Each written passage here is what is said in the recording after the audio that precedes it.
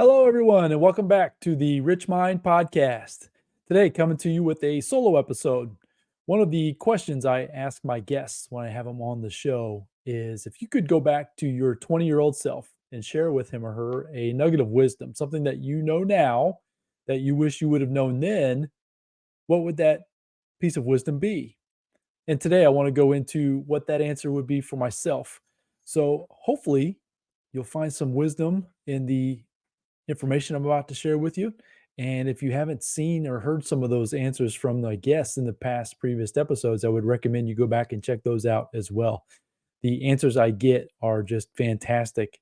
And I think that you could definitely take a lot from them moving forward into your life. So, what's that going to be for me? What's my answer to that question? So, stick around. Let's jump in the episode and find out.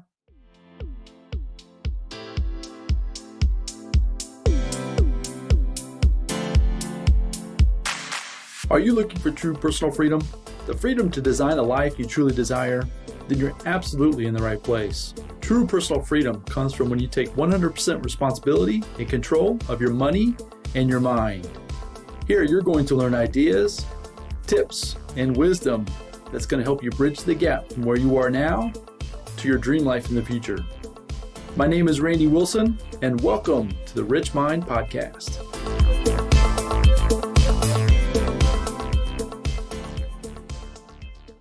All right, welcome back. So let's get into answering the question that I ask my guests on. This is one of my favorite things I get to do, is to find out some wisdom that they would be willing to share or wish they would have been able to share with their 20-year-old self, knowing now what they wish they would have known then.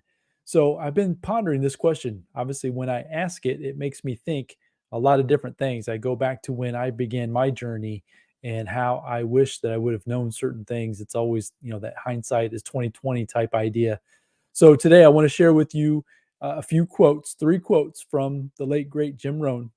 He's been a fantastic and huge influence on my life and my family's life from now and into the future. So I want to share 3 quotes. And from those quotes, I want to get into some of the specifics as far as some of the things that I've done based on those quotes that I learned these are the things I wish I would have known back in my 20s, early 20s, and then that it just would have totally changed the trajectory of where I am today. So hopefully you'll find value in this message, and there'll be some action steps. There'll be some things actually you can take and apply into your life if this resonates with you at all. So let's dive in. So the first quote that I heard from Jim back a long time ago, this comes from the Challenge to Succeed audio program. This is one of the first programs I learned of Jim, and I've listened to and re-listened to it over and over and over. I would highly recommend, if you have an opportunity to get your hands on a copy, that would be fantastic. But one of the things he said within this message, and you'll hear this throughout different messages as well, as far as him giving these addresses to different audiences. But what he said, that if you want to have more, you must first become more. And in order to become more, you must work harder on yourself than you do your job. You'll notice that that is actually the same. I use that same quote as the ending of the podcast. And it's because that quote itself is so powerful that if you catch the idea that if you work harder on yourself, meaning your own beliefs, your own skill levels, you will then become more. And when you become more, you can obviously then begin to have more. So let's move on to the second quote from Jim, and then we'll get into some of the details of some of the things that I've done moving forward with this information. The second one is, formal education will make you a living. Self-education will make you a fortune. When I heard that for the first time, it was like it really made me stop and think. And what he means by that is the normal life of K through 12 and then obviously into our college years is what would be considered formal education. It's the self-education, is what you do after you leave school, the things you dive in, the skills that you acquire, your abilities to then talk to and perform activities out in the marketplace. That's what he's talking about. That self-education is the key piece that's going to help you create and generate a fortune versus just making a living. And the third quote that I want to share with you today, back from, as I mentioned, from Jim Rohn, was that we need to focus on becoming an attractive person. So what that means is that you will attract the right people. You will attract the right opportunities. You will attract the money. You will attract all the things that you desire if you become an attractive person. And he's not necessarily talking about from looks, your looks. He's talking about your skills, your ability to communicate. Some of the things that we're going to talk about in this episode here in just a few minutes, but I just wanted to get that idea out there as well, that we become attractive to the marketplace or to whatever else environment, what other environment we are in. And by doing that, that's where success comes from becoming attractive. So, from those three quotes, we'll get into some of the things that I have decided to do for myself. So, that self education piece, which was the quote, part of the second quote that I mentioned, was so important for me that I decided that I needed to figure out different skills. It was the amount of skills that I had that were valuable in the marketplace. He always talks about creating value in the marketplace, and that's where money comes from. It comes from sales, and sales are derived from creating value in the marketplace. So, some of the valuable skills, here's what I want to dig in and share with some of the things that I've done. Now, I'm not saying that these are all that I've done, but these are probably the most high level things that this is where I first got started in my journey when I started learning this content from Jim. And these are the things that I wish I would have known earlier, would have saved me a ton of time as far as digging in and figuring out what I needed to learn. These are in no particular order. These are just how I wrote them down on my notes here that I'm reading from today. So hopefully, once again, you will find value in that. So the first valuable skill that I wanted to acquire is copywriting. So you may or may not be even familiar with what that term means. I wasn't when I first got started. So copywriting is your ability to communicate in the written form or in a verbal communication.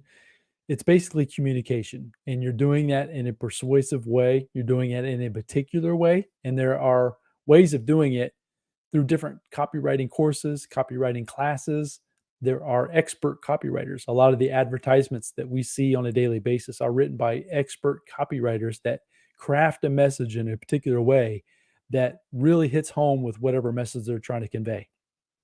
I knew that if I wanted to ever get good at delivering a message, selling a product, I had to get very good at copywriting. So that's why I wanted to dive into that. And that was one of the first skills that I dove into right away. So I quickly did a quick search, and you can dig into some different copywriting courses. Coursera.org offers some copywriting courses, and then Udemy also.com is also a place where you can go and get some copywriting classes. I dove into a lot of books, a lot of audio programs. I don't have specific titles off the top of my head right now, but at the same time, yeah, anything Frank Kern would be a great place to go to learn from. He was someone that I follow and followed in terms of being able to perform and do great copywriting. So that would definitely be a skill you definitely want to acquire. The second piece was that I knew I needed and wanted to create content. So when this idea first came to me was prior to a lot of the things that we take for granted as far as the internet. The internet was just starting to catch its stride. YouTube was a very new thing even back then. This was probably around 2007, 8, 9, maybe even in 2010. These things were out, but they were relatively new. So the camera that I was using, the computer that I was using, it was very difficult. And today, with the pieces of software that are available, the cameras and the quality that are available, content is very simple to do today compared to yesterday or compared to the way it was before. And now with the advent of AI tools, I would argue that it's even more simple than it was even just a few short years ago. So those would be the things that I would suggest that you get into or think about in terms of content creation. I wrote down a few of the hardware pieces, the things the physically that I use to create my content, and then hopefully maybe that will help you as well. I currently use just a MacBook Pro, just a laptop is the computer that I record everything on. I have a 4K streaming camera which is what if you're watching this on video, that's exactly what I use. Any other content that I do as well. I don't spend thousands of dollars on these pieces of equipment. Now the computer, the MacBook is a little expensive as far as it is a few thousand, but I'll tell you that the quality it's been a fantastic little computer, but you can also use a PC also. But the 4K camera, I don't have a $1,000, $100, maybe a couple $100 is all I spent on this little camera. It attaches to the top of my laptop and it does the job. It does a great job. Really happy with it. I also have a USB plug-in microphone, which is what you're hearing me through. This quality, right? It's once again, it's not something I've spent thousands of dollars on, but that's something that I've spent hundreds of dollars on. And the quality that I get from this little microphone has been fantastic. You just want to make sure that it will plug into whatever computer that you are using. I store everything in Google Drive. That it's very simple. It's relatively very inexpensive as far as the amount of digital space that in the cloud storage that you have to share your content with storage, sharing it with other people. Your files, if you're going to create video at all, the file sizes are very large, which is fine as long as you have places to store them, right? So I store them in a Google Drive and then I download them as I need them, which is just makes it so much easier. And as far as a piece of software that I use, this video that I'm shooting on today is on StreamYard. It's something I've just recently started using, and I really appreciate the quality. The video is very good. The audio is very good. You can also use Zoom. Zoom was something I used in the very beginning of creating this podcast, and it's fine. But at the same time, I would say the quality is just a little bit better on StreamYard. But Zoom, StreamYard, there's other different platforms out there as well. But you just want to make sure you have a place to record your content on. So those were the content creation pieces, a few notes that I wanted to share. So then the content distribution, right? So you'll have the content, you'll create the videos, the audios. How do you get them distributed throughout the web, right? The idea is you want to kind of show up everywhere in all places in different formats. And that's the beauty. I love shooting video in this form, and it can be chopped up, used in multiple different ways. You can create audio files, short clips. It's just an amazing thing how much, once again, how easy it is relative to what it used to be to create content these days versus how it was before. So some of the content distribution, I just wanted to mention that to you real quick.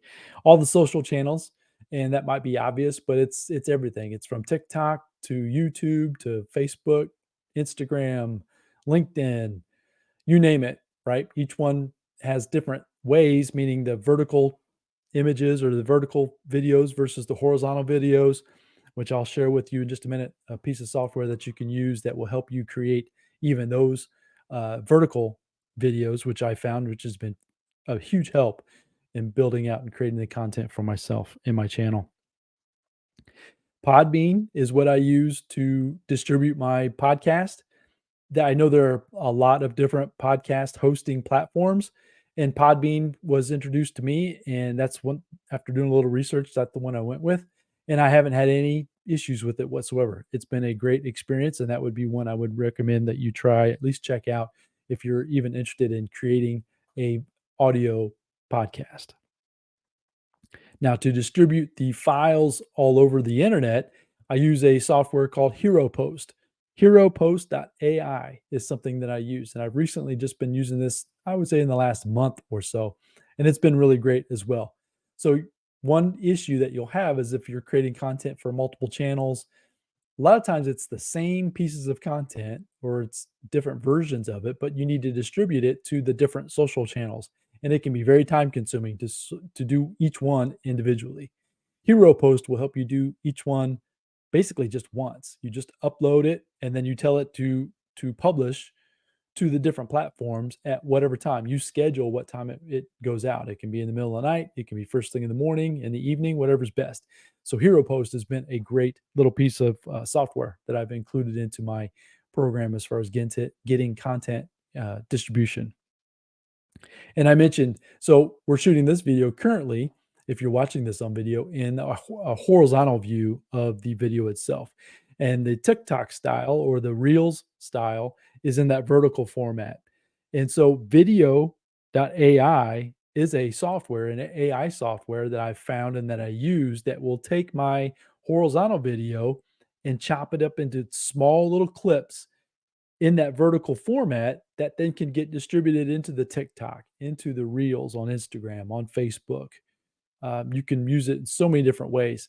It's just a really cool little tool that I found over in the last probably last 2 or 3 months that has really sped up my ability to create content, right? Get the pieces done, but then also get them done in a high quality way also, which is just really, really great. So video.ai, and it's spelled VIDYO.ai.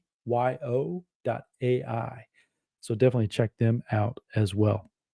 So these are the skills so far. And so the number one skill that I wanted to hone in on as we wrap up this episode today was that the skill of sales. As I mentioned earlier in the beginning part of this podcast, one thing that I struggled with personally was the idea of thinking that sales was a bad thing, meaning it never felt good. It just honestly, it just felt kind of icky, right? It just didn't feel good anytime you had a sales conversation with somebody. So I would like to challenge you on that today. And I challenge myself with this all the time.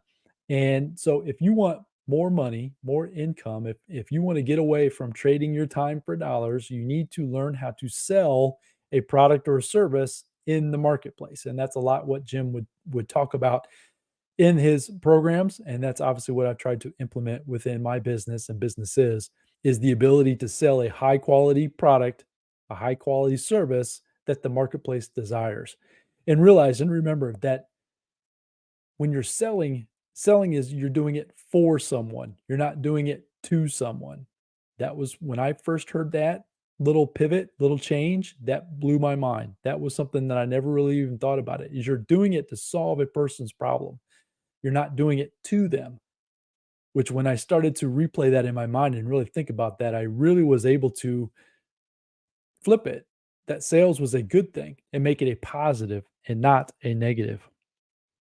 As I mentioned, you're solving a person's problem. So think about all the problems that are out there in today's environment, in today's world. And some of the high level things that I've mentioned that I wanted to write down as an example here to just share with you is weight loss. The industry of weight loss is a tremendous industry. And the reason why is folks are struggling with their weight 24/7, 365. And because of that, there's a tremendous demand. And because of that, there is a lot of opportunity for you to create or have products or services that solve that problem. That's what you need to be thinking of. What problem can you solve in the marketplace with your product or service, and then offer that at a fair price that's going to 100% solve that problem? And if you do that and focus on that as much as you possibly can, that's when a transaction takes place called a sale. And when a sale happens, that's when more dollars or more money will come into your environment or into your life. That's how you're going to get wealthy. Okay. Not trading time for dollars. So one part of the sales process too, I mentioned earlier in this conversation about copywriting. So these AI tools are very valuable in the matter of they can help you if you're struggling with some ideas, struggling with some of the copywriting ideas. AI can definitely help you in that process. It can definitely speed up the learning curve when it comes to copywriting and persuasion. So I would highly recommend that would be very valuable for you and potentially very valuable for your future customers to learn how to utilize these AI tools in your business and then help these other business owners as well implement them. If you can do that, which is exactly what I'm trying to do right now, I'm trying to dive into the different AI tools, figure out how I can use them in my businesses. And then I hope to at some point share them with others and help solve some of their problems, help them learn, which will be another business that I'm able to start relatively simply and relatively quickly. So the idea though is I'm going to be solving a problem, and you can do that a lot of times with these AI tools. And I would highly recommend you start going down that rabbit trail and learning what those are. So, folks, hopefully you found value in this message today. I just wanted to dive in, and the question that I asked my guests, that if you could go back to your 20-year-old self and a nugget of wisdom you wish you would have known then that you know now, I just love that question. And I wanted to go in the idea that today it's about skills. You need to develop skills that are valuable in the marketplace.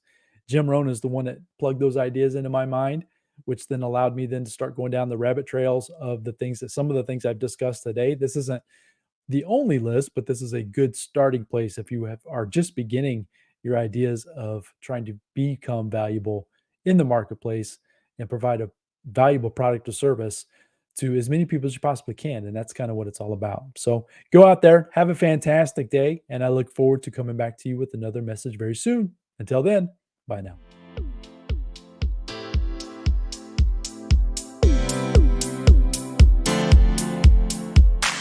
Thank you for joining me on the RichMind Podcast. I hope you found a ton of value in this episode. If so, I'd really appreciate a 5-star review, and you can also share it with your family and friends. And as my mentor Jim Rohn shared with me, in order to have more, you must first become more. And in order to become more, you must work harder on yourself than you do on your job. So go out there today and work harder on yourself to become more and build the life of your dreams. Until next time, my friends.